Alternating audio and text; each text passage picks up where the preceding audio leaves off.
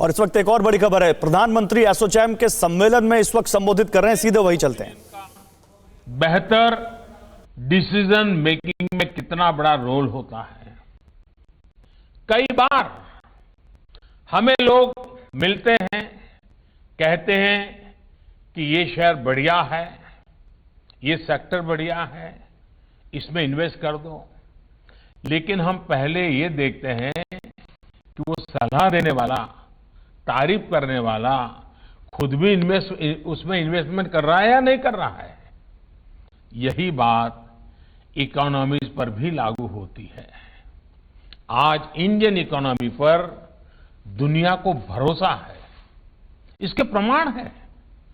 Pandemic के दौरान जब पूरी दुनिया इन्वेस्टमेंट के लिए परेशान है, तब भारत में रिकॉर्ड एफडीआई और पीएफआई आया है।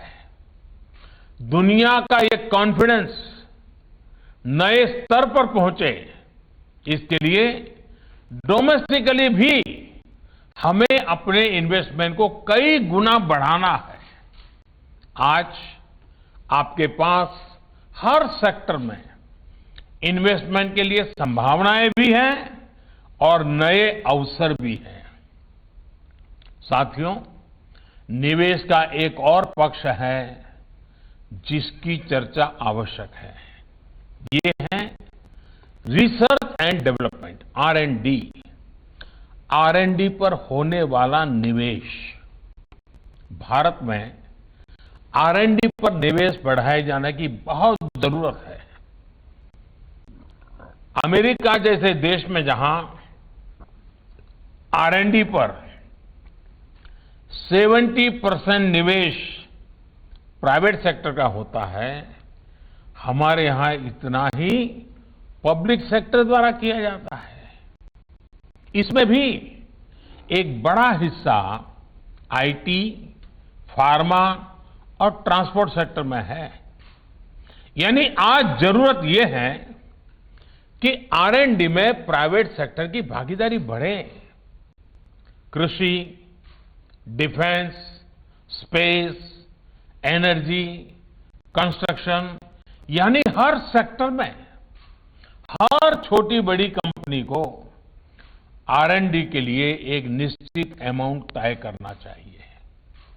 साथियों, आज जब लोकल को ग्लोबल बनाने के लिए हम मिशन मोड पर आगे बढ़ रहे हैं, तो हमें हर जियोपॉलिटिकल डेवलपमेंट पर तेजी से रिएक्ट करना होगा। ग्लोबल सप्लाई चेन में आने वाली किसी भी अचानक आई डिमांड को भारत कैसे पूरा करेगा, इसके लिए एक प्रभावी मैकेनिज्म होना जरूरी है। इसमें आप विदेश मंत्रालय की भी मदद ले सकते हैं। कोविड से इस संकट काल में हमने देखा है कि विदेश मंत्रालय के पूरे नेटवर्क का बेहतर उपयोग होने से किस तरह हम तेजी से अपने लक्ष्य हासिल कर सकते हैं। विदेश मंत्रालय, कॉमर्स एंड ट्रेड और एसोचैम जैसे इंडस्ट्री के संगठनों के बीच बेहतर तालमेल आज समय की मांग है।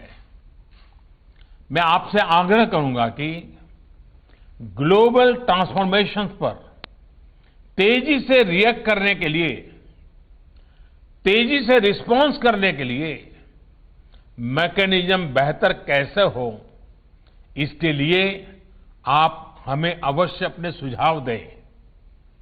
आपके सुझाव मेरे लिए बहुत मूल्यवान हैं। साथियों, भारत अपनी जरूरतों को पूरा करते हुए दुनिया की मदद करने में भी सक्षम है।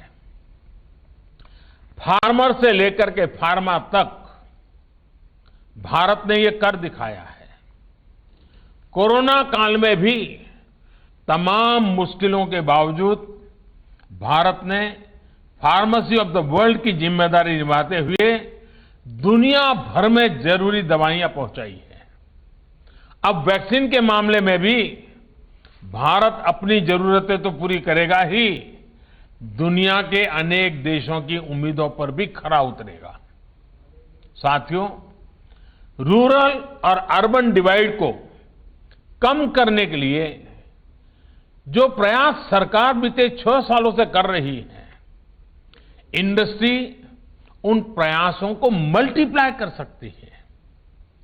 एसोचैम के मेंबर्स हमारे गांव के प्रोडक्ट्स को ग्लोबल प्लेटफॉर्म देने में बहुत मदद कर सकते हैं।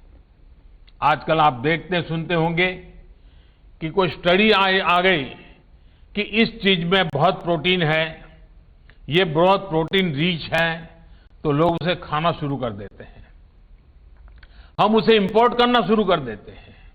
हमें पता तक नहीं होता है कि हमारे घर में, हमारे टेबल पे, हमारी थाली में किस प्रकार से विदेशी चीजें घुस जाती है। हमारे यहां देश में ऐसी ही चीजों का कितना बड़ा भंडार है, और ये भंडार देश के किसानों के पास है, देश के गांवों में है। हमारी ऑर्गेनिक फार्मिंग, हर्बल प्रोडक्ट्स, ऐसी बहुत सी चीजें हैं जिन्हें एसोचैम द्वारा प्रमोट किया जाना चाहिए। दुनिया के बाजार में भारत की पैदावारों का डंका बजना चाहिए। इनसे जुड़े कंपटीशन और उसके लिए लगातार स्पर्धाएं होती रहे, कंपटीशन कराकर इनका प्रचार प्रसार करके इनके स्टार्टअप्स को बढ़ावा देकर आप ये कर सकते हैं। भारत सरकार हो, राज्य सरकारें हो, फार्म ऑर्गेनाइजेशंस हो, सभी को मिलकर इस दिशा में काम करने की आवश्यकता है।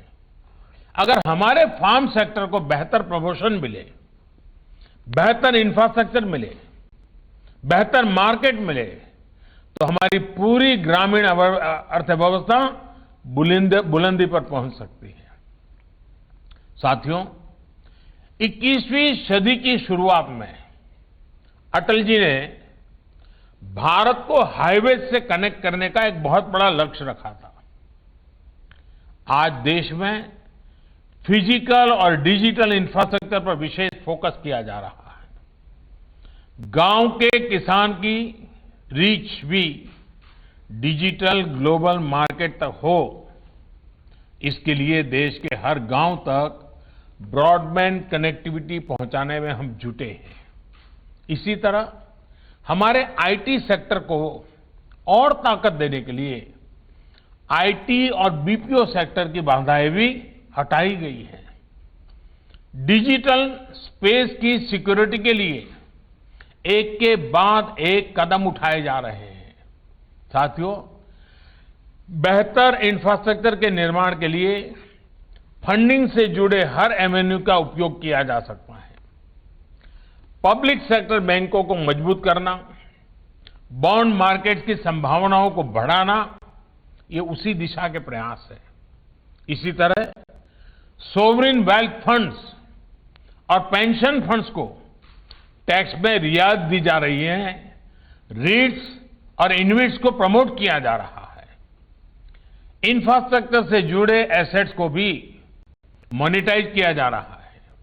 साथियों, जरूरी सुविधाएं देना, यही माहौल बनाना, ये सरकार कर सकती है।